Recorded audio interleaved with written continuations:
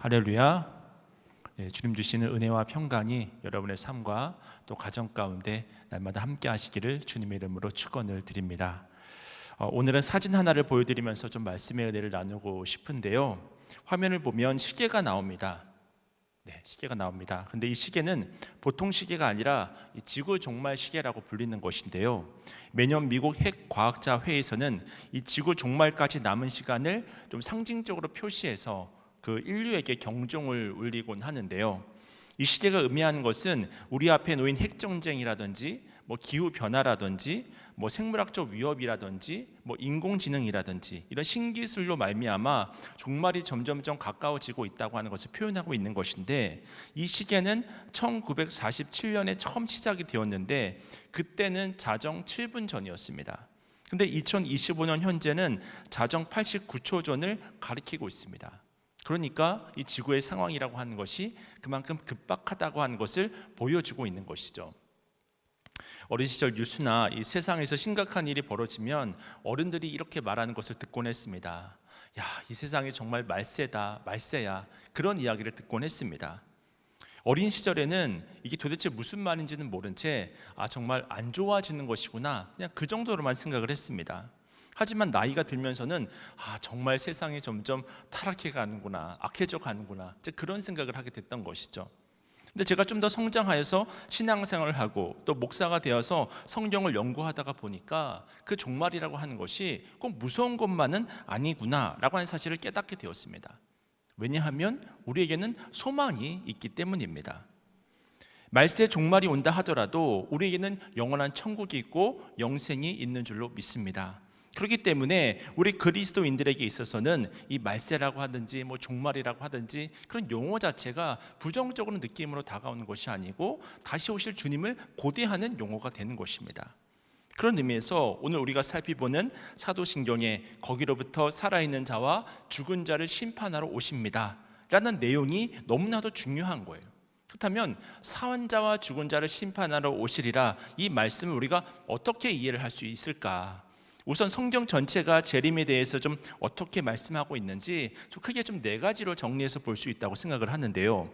먼저 첫 번째로 우리가 물어야 될 물음은 무엇이냐면, 예수님의 재림이라고 하는 것이 실제로 있는 것인가 라고 하는 물음입니다. 사실 예수님의 재림이 없다고 주장하는 사람들이 있습니다.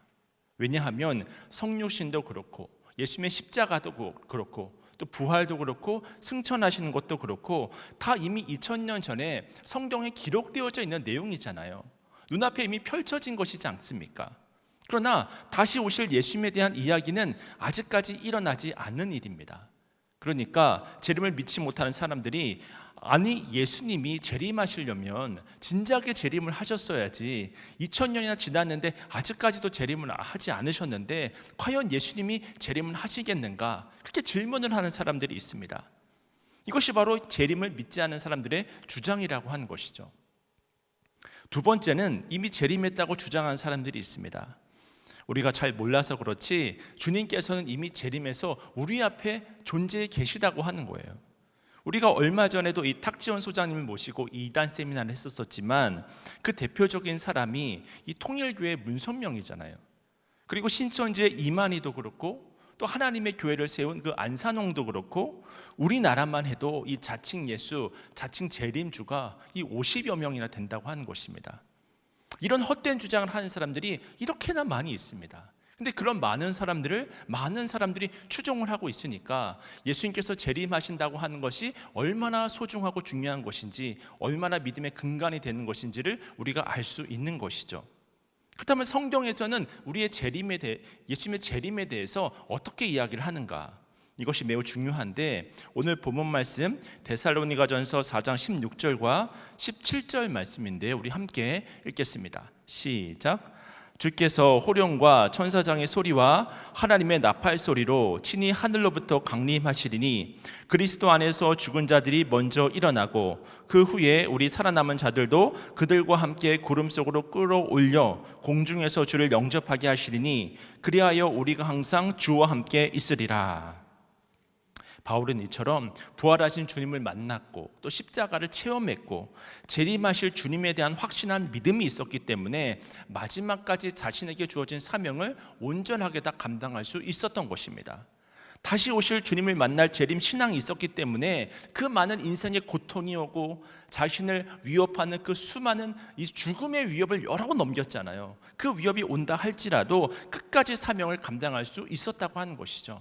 왜냐하면 재림에 대한 신앙이 있었기 때문에.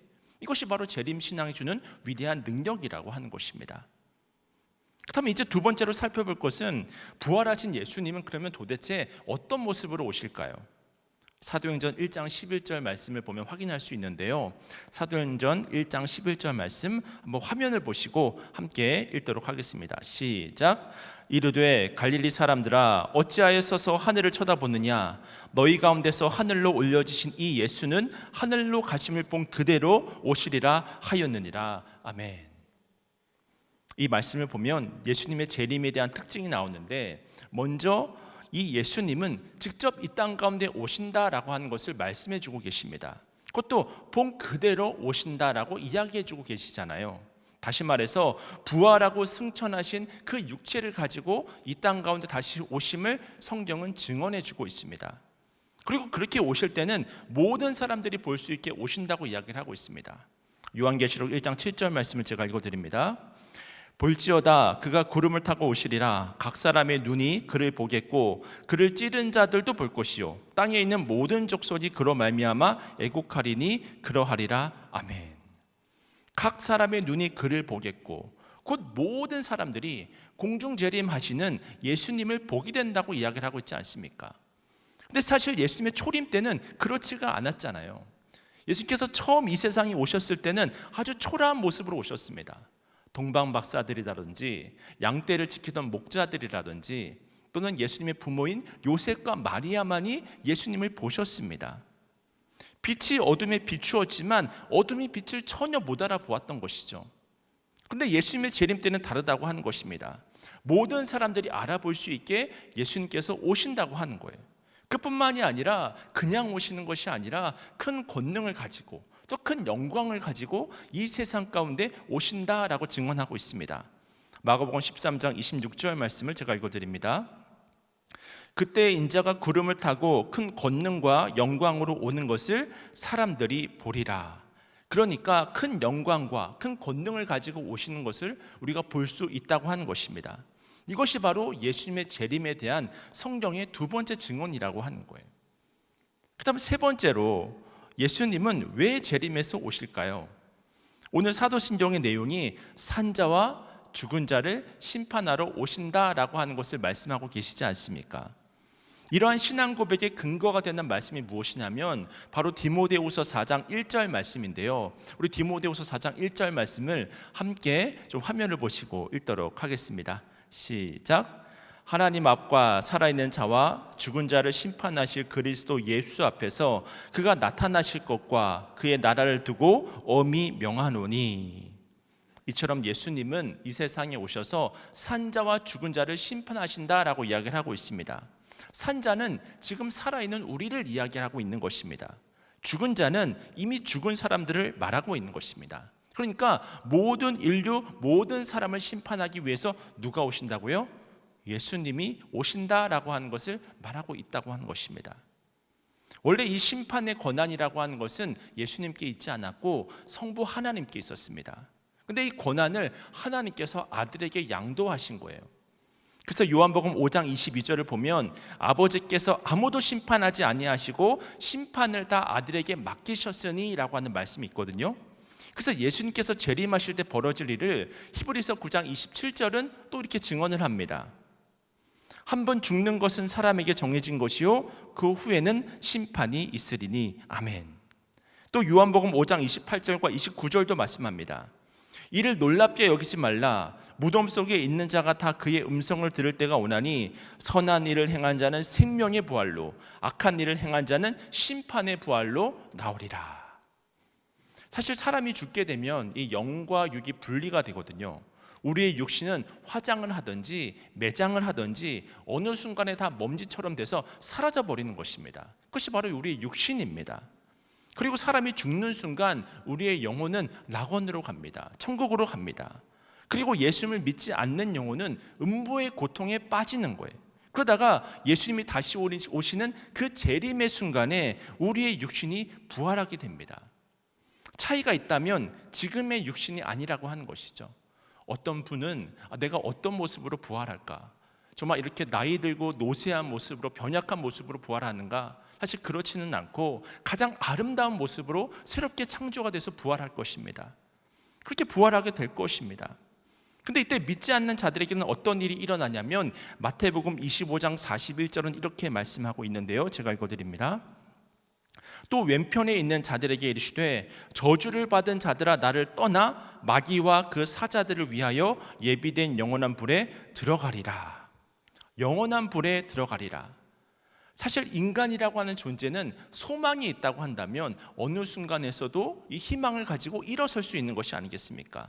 그런데 그냥 벌이 아니라 1년만 벌을 받는 것이 아니라 100년만 벌을 받는 것이 아니라 100만 년만 벌을 받는 것이 아니라 영원한 벌이라고 이야기를 하고 있습니다.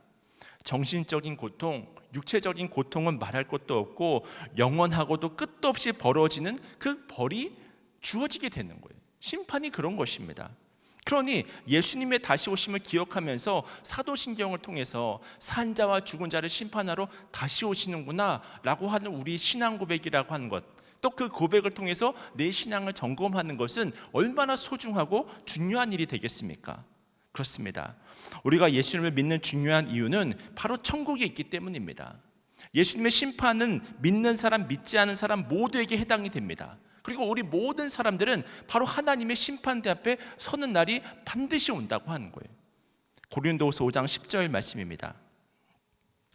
이는 우리가 다 반드시 그리스도의 심판대 앞에 나타나게 되어 각각 선악간에 그 몸으로 행한 것을 따라 받으려 함이라. 이처럼 우리가 예수님의 심판대 앞에 서게 되는데 그때는 우리 모든 행실과 인생의 그 모든 기록들이 하나님의 장부 앞에서 다 펼쳐지게 되어집니다. 그동안 어떤 모습으로 신앙생활을 했는지 모든 것을 아시는 하나님 앞에 낱낱이 다 드러나게 되는 거예요. 내가 은밀하게 범했던 그 모든 죄들도 나타나게 됩니다. 사람들이 알지 못했던 죄, 또 나 자신도 죄라고 인식하지 못했던 죄가 다 드러나게 되는 것이죠. 그렇게 예수님 앞에 그 심판대 앞에 서게 될 여러분의 모습이 기대가 되십니까? 아니면 걱정이 되십니까? 만약 날마다 주님을 갈망하고 주님의 제자로서 순종하고 나를 헌신하고 나를 희생하고 오직 주님을 고대하며 살았던 인생이라고 한다면 반드시 천국의 상급이 있는 줄로 믿습니다.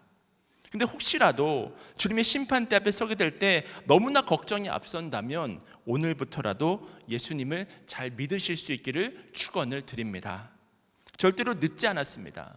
지금부터라도 우리의 마음을 고쳐먹고 주님께 헌신하면서 예수님을 잘 믿는 그런 인생들이 되어야 합니다.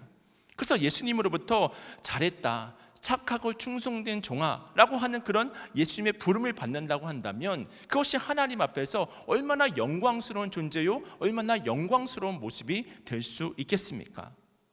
그리고 우리가 이 사실을 기억한다면 한 가지 더 해야 할 일이 있는데요, 이 땅이 전부가 아니고 죽음 이후에 반드시 심판이라고 하는 것은 있는 것이기 때문에 아직도 교회를 나오지 못하고 있는 부모님이 계시거나 형제가 있다거나 아니면 내가 사랑하는 이웃이 있다고 한다면 바로 그 영혼을 위해서 우리는 기도해야 할 줄로 믿습니다. 이것이 바로 예수님의 재림을 믿는 모든 신앙인들의 온전한 반응이 되는 것입니다. 그럼 이제 마지막 네 번째로 예수님은 언제 재림하시는 것일까요? 사실 아기가 태어날 때는 디데이가 있잖아요. 그래서 때를 알면 산모랑 가족들이 준비를 합니다. 수능 시험을 볼 때도 수능 시험 보는 날짜가 있어서 수험생들은 그 시험을 준비를 합니다. 그래서 때를 알면 그때 맞춰서 준비를 하는 거예요. 그렇다면 예수님은 언제 오실까요? 성경은 그때를 아무도 알 수 없다고 이야기를 합니다. 마태복음 24장 36절 말씀입니다. 그러나 그 날과 그때는 아무도 모르나니 하늘의 천사들도 아들도 모르고 오직 아버지만 아시느니라. 그렇습니다. 예수님의 재림의 때는 아무도 모르는 것입니다. 그래서 성경에도 보면 여자들이 맷돌을 갈고 밭에서 일을 하고 있고 또 시집도 가고 장가도 가는 너무나 평범한 일상을 살아가는 가운데 갑자기 호련히 예수님께서 오신다라고 이야기를 하고 있지 않습니까? 그래서 우리에게는 재림신앙이 너무나도 중요합니다. 예수님은 우리의 평범한 일상 속에 어느 순간 갑자기 오시는 거예요. 근데 문제는 무엇이냐면 우리가 이미 너무나 세상에 빠져 있기 때문에 그것이 바로 문제라고 하는 것입니다. 여러분의 지난 한 주간을 돌이켜 보세요. 여러분의 주된 관심사는 무엇이었습니까? 여러분의 뇌리 속에 주님밖에 없었고 예수님밖에 없었고 또 교회밖에 없었고 하나님밖에 없었습니까? 아니면 자녀 교육에 대한 문제, 또 내 인생의 어떤 앞길의 문제 때문에 고민하고 낙심하면서 그렇게 지난 한 주간을 보내셨습니까? 아니면 더 나은 풍요를 갈망하고 더 나은 삶의 길을 갈망하고 더욱 행복한 인생만이 여러분의 목표는 아니셨습니까? 만약 그렇다면 세상 사람들과 우리 믿는 사람들은 차이가 없는 거예요. 그래서 성경은 분명하게 이야기합니다. 요한일서 2장 15절 말씀입니다. 이 세상이나 세상에 있는 것들을 사랑하지 말라. 누구든지 세상을 사랑하면 아버지의 사랑이 그 안에 있지 아니하니. 참 두려운 말씀인데요. 이처럼 하나님은 세상 속에 빠져 있지 말라고 말씀하십니다. 왜냐하면 주님께서 반드시 다시 오시기 때문입니다. 우리의 그 모든 인생이라고 하는 것은 안개와 같은 인생이잖아요. 어느 순간에 다 사라져버릴 인생이지 않습니까? 그런 인생인데 마태복음 24장의 모습처럼 현실에만 집중하면서 주님을 잊고 살아가는데 갑자기 주님이 오신다고 생각해 보세요. 내가 생각지도 않았는데 마지막이 오는 것입니다. 그런 의미에서 우리는 오늘이 내 인생의 마지막이다, 이번 주가 내 인생의 마지막 주다, 이런 마음을 가지고 매일의 삶을 살아야 할 줄로 믿습니다. 그러면 우리가 화낼 일이 무엇이 있겠습니까? 내일 새벽에 당장 주님이 오실지도 모르는데 내가 번민하고 걱정하는 것이 무슨 의미가 있겠습니까? 내일 새벽에 당장 주님이 오시는데 내가 누구를 원망하고 원수를 삼겠습니까? 그렇기 때문에 예수님의 다시 오심에 대한 우리의 신앙 고백이 너무나도 중요하다고 하는 것이죠. 한국교회 무디라고 불렸던 이성봉 목사님은 평생 하늘만 바라보면서 살았다고 합니다. 마태복음 24장 41절을 보게 되면 휴거의 장면이 나오는데 여자 2명이 맷돌을 돌리다가 한 명은 들려 올라가고 또 한 명은 버림을 받거든요. 이 말씀 때문에 이성범 목사님은 옆집의 방앗간에서 방아 찢는 소리만 들려도 놀라서 이 방문을 열고 뛰쳐나와가지고는 하늘을 바라보면서 사셨다고 합니다. 사랑의 원자탄으로 유명한 손양원 목사님은 늘 하늘을 바라보면서 천국 소망을 가지고 사셨습니다. 그래서 손양원 목사님의 가치관은 가난을 애처로 삼고 고난을 스승으로 삼고 죽음을 소망으로 삼는다라고 합니다. 그러다 보니까 명예라든지 출세라든지 물질이라든지 그 어떤 것도 이 손양원 목사님의 관심사가 아니었던 거예요. 왜냐하면 내가 갈 곳이 있으니까, 주님이 반드시 다시 오시니까, 심판이 있으니까, 나는 하나님 나라 백성이니까 그 생각이 있었던 것이죠. 이처럼 진정한 믿음의 사랑은 오실 메시아를 고대하면서 살아가는 것입니다. 사도 바울도 생각해 보세요. 이 당시 많은 사람들이 로마에서의 성공을 꿈꿨습니다. 로마의 평화와 또 로마의 성공과 로마의 시민권에 미쳐 있었습니다. 그때 바울이 뭐라고 이야기합니까? 우리의 시민권은 로마에 있는 것이 아니라 하늘에 있습니다. 나는 하늘에 속한 사람입니다. 하나님 나라 백성입니다. 그 고백을 하면서 마지막까지 사명을 감당하지 않습니까? 이것이 바로 재림신앙을 가지고 있었던 믿음의 모습이었다고 하는 것입니다. 이제 이야기만 드리고 말씀을 마치고자 하는데요, 1945년 4월 8일 주일 아침이었습니다. 이 2명의 간수가 히틀러에 의해 수감된 독일 고백교회의 보네폰 목사님을 불렀습니다. 그리고는 이렇게 이야기합니다. 이제 시간이 다 되었습니다. 그 순간 그 방에 함께 있었던 모든 사람들이 이 보네폰 목사님을 바라보면서 슬픔과 아픔에 눈물을 흘렸다고 합니다. 왜냐하면 사형이 집행되는 순간이었기 때문입니다. 근데 그때 이 보네폰 목사님이 뜻밖의 이야기를 하시는 거예요. 그 순간에 여러분 기뻐하십시오. 오늘이 저의 새로운 날이 시작되는 날입니다. 그런 고백을 하셨다고 하는 것입니다. 그리고는 형장의 이슬로 사라졌습니다. 하지만 보네폰 목사님은 함께 감옥에 있었던 사람들의 가슴 속에, 또 그리고 기독교의 역사 속에 또 그 이야기를 소개하고 있는 우리의 가슴 속에 하나님을 믿고 살아가는 사람의 마지막은 어떤 모습이어야 하는 것이구나 라고 하는 것을 일깨워주고 있으시잖아요. 그렇습니다. 우리 모두는 주님의 다시 오심을 기다리는 사람입니다. 예수님의 재림을 확신하고 결국 영생이라고 하는, 결국 천국이라고 하는 우리의 끝을 안다고 한다면 그 어떤 세상 풍파가, 그 어떤 환난과 시험이 우리를 무너뜨릴 수 있을까요? 여러분, 이 세상을 살아가기가 참 힘드시죠? 참 어려우시죠? 그럼에도 불구하고 다시 오실 주님께 소망을 두고 이 땅에서 천국 백성으로서 살아가실 수 있기를 축원을 드립니다. 주님이 함께 하십니다. 그리고 반드시 우리로 하여금 세상이 주는 그 모든 환난과 역경을 이겨내고 승리의 길로 인도하여 주실 줄로 믿습니다. 바라기는 이 주님을 바라봄으로 날마다 주 안에서 승리하는 삶을 살아가시는 여러분 모두가 되시기를 주님의 이름으로 축원을 드립니다.